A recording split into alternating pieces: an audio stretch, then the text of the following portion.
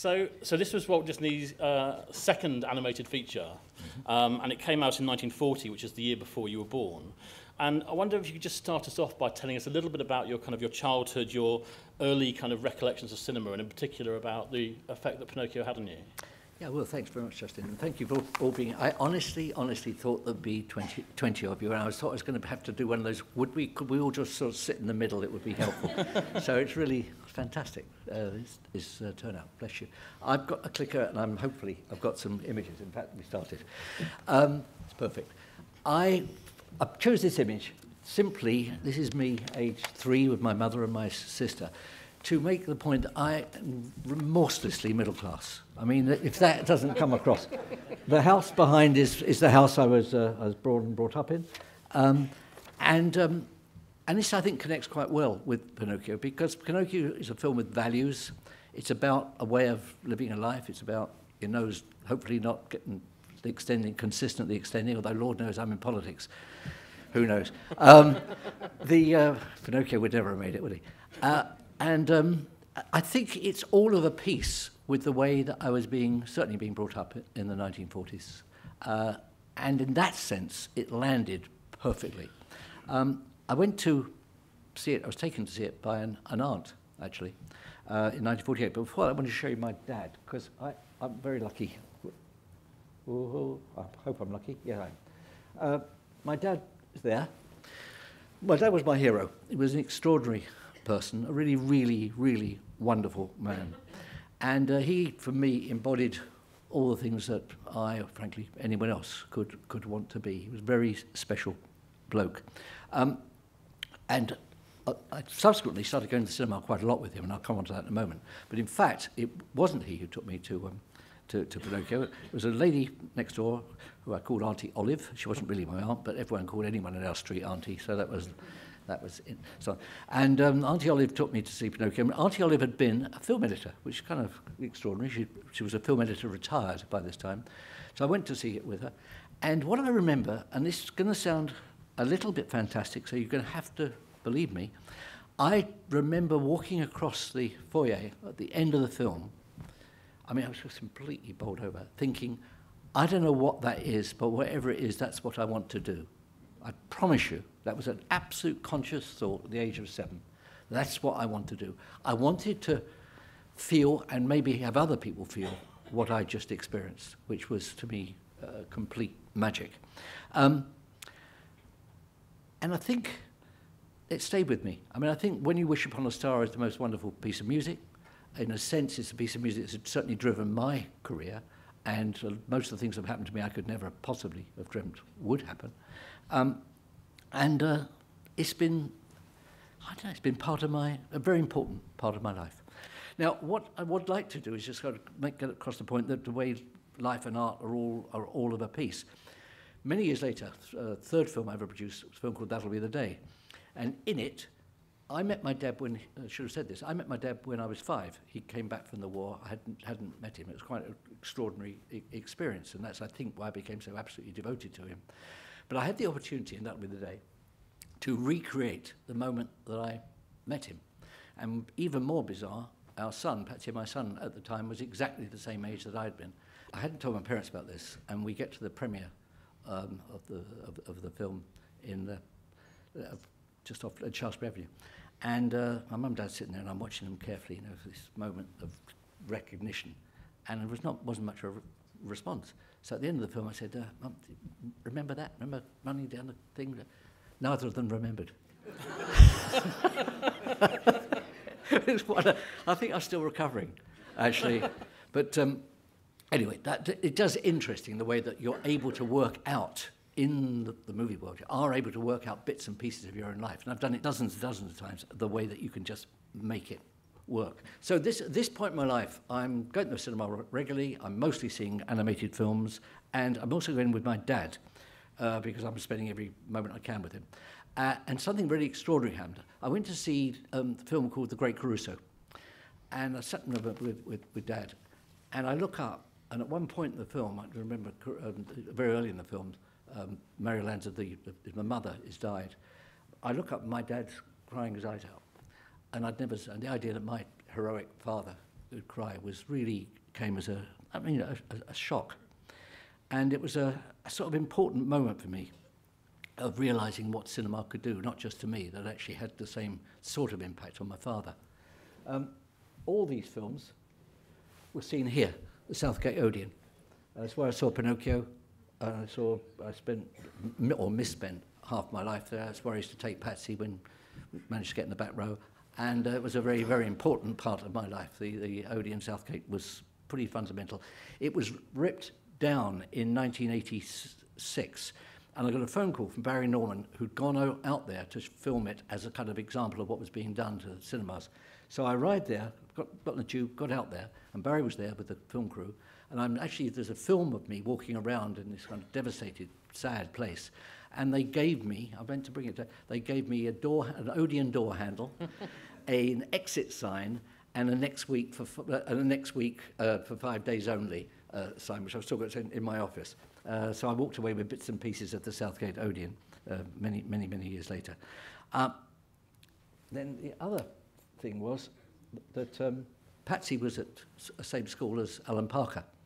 And when we were both working in Hollywood, somehow or other a newspaper article appeared which got it all scrambled. Instead of saying that Patsy was at school with Alan Parker, it said that Alan Parker was my brother-in-law.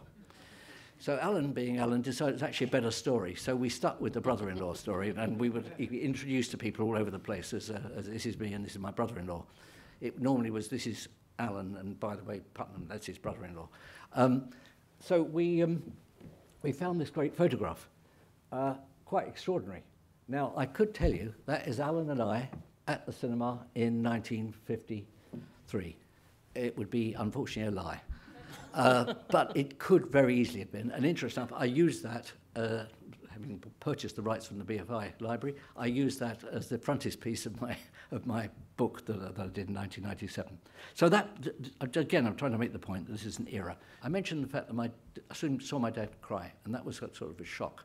I then saw in '53 this movie. I loved Montgomery Clift. I thought he was just sensational. And it may sound like a silly thing, but I realised I really loved that film, and I realised it was okay for men to cry. So it kind of rounded something out for me. It was very important. So I'd had this private moment seeing my father cry in The Great Caruso, and now I realised that I'd seen a movie, and that was all right. And this was extraordinarily important to me. I can't, probably would spend a month here with a psychiatrist, might be able to explain all this, but these were important things. So then, 1953, it's me. We got our first telly. And that really is you this time. That really is me this time, yes. And again, just to explain my remorseless middle classness, it had continued. And then another creature entered my life, or person entered my life, that was incredibly important. So now this time I'm going through all sorts of the confusions that you go through at that age, 13, 14, 15. And I get a new hero.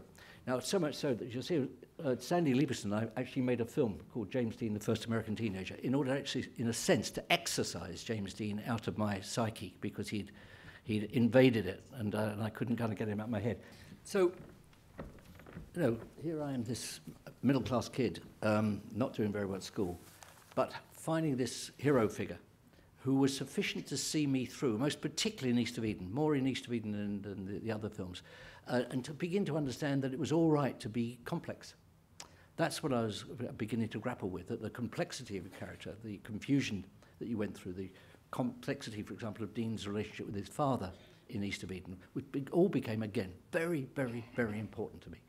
I'm stressing these things because I actually think these are the things that I've almost been remaking, if you like. As a filmmaker for 30 years, I was almost remaking these experiences rather than as a producer, seeking stories that allowed them to be remade, creating relationships that allowed them to be remade.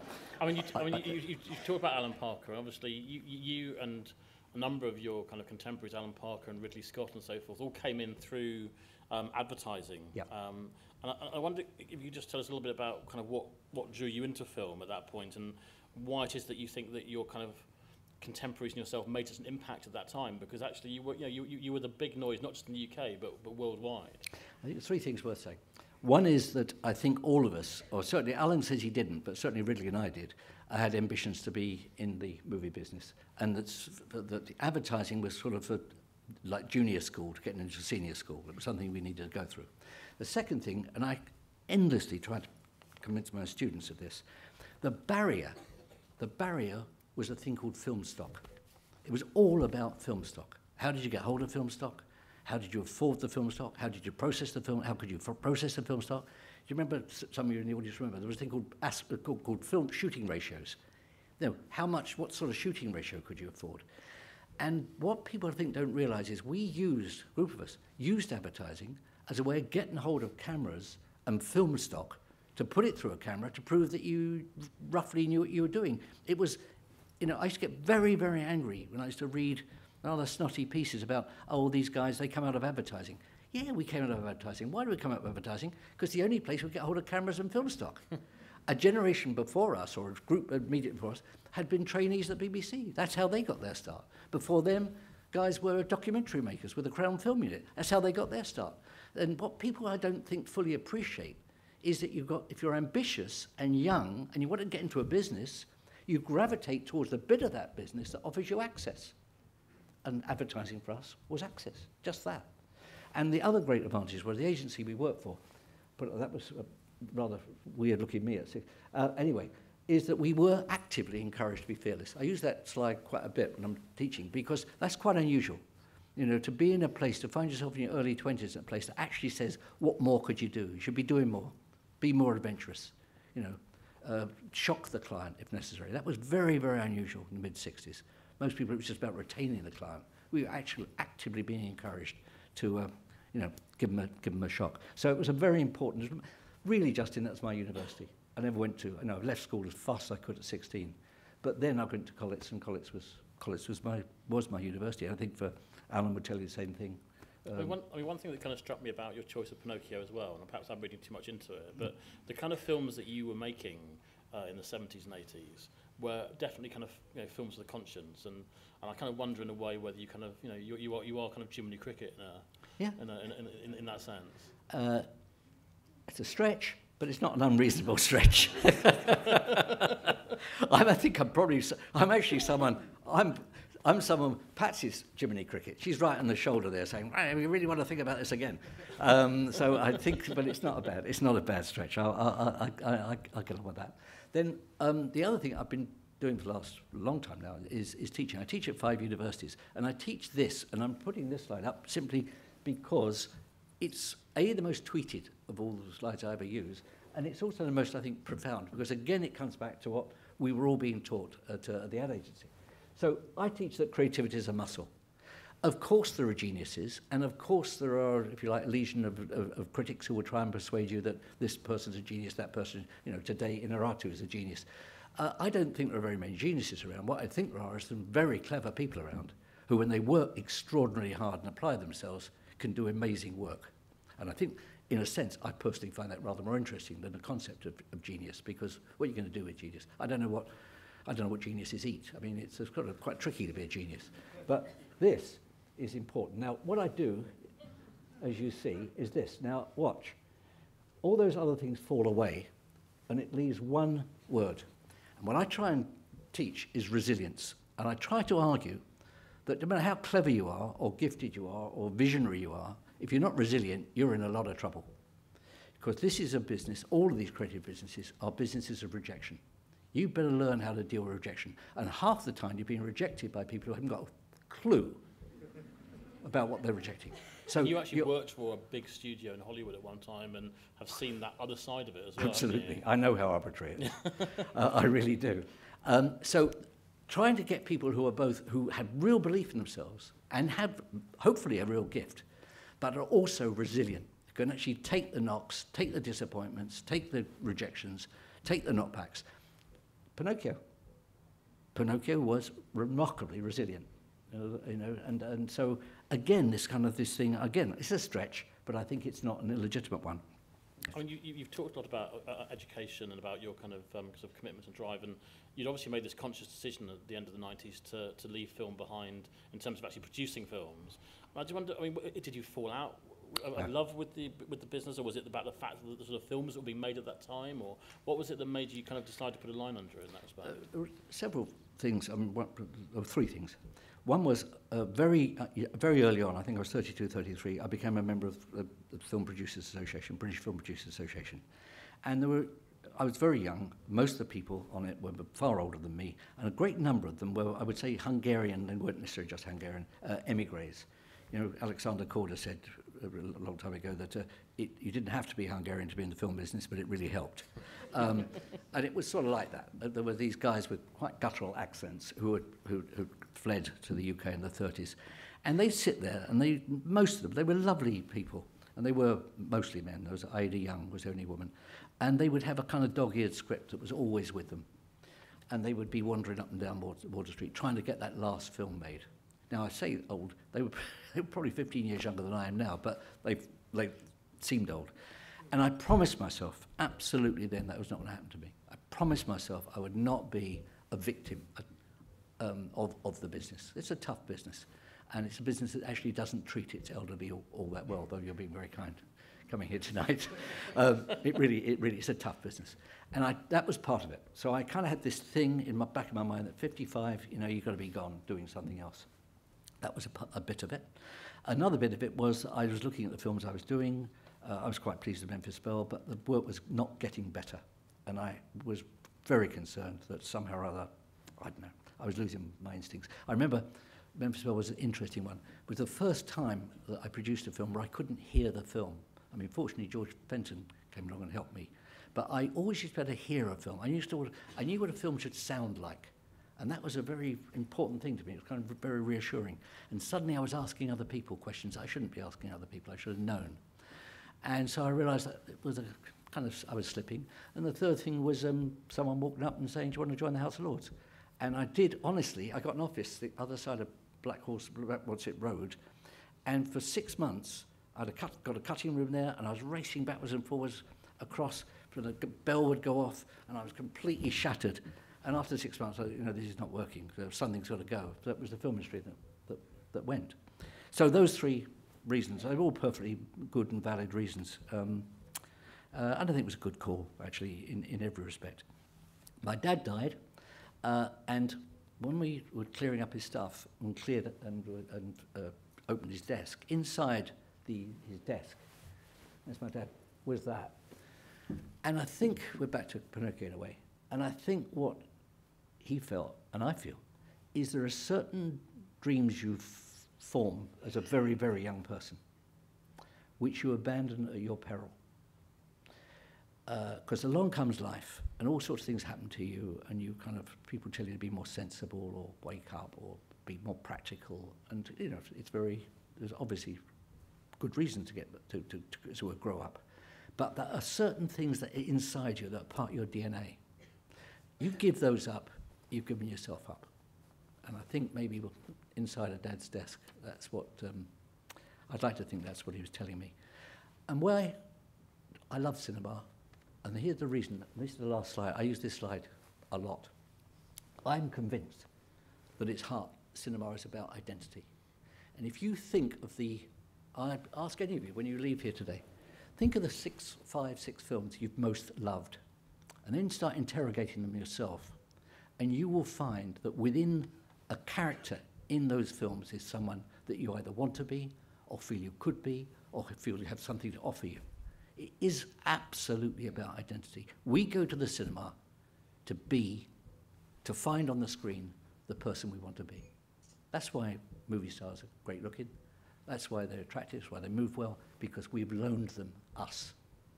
They are carrying our identity. They're carrying our lives. In a sense, they're living out the best of our lives for us. And I think that's no medium, no other medium. I'm sure the people in the audience would argue with this. I don't think any other medium offers that. So I'm proud to have been in it. It's given me the most wonderful life, and I'm deeply indebted to both Walt Disney and Pinocchio for giving me a start.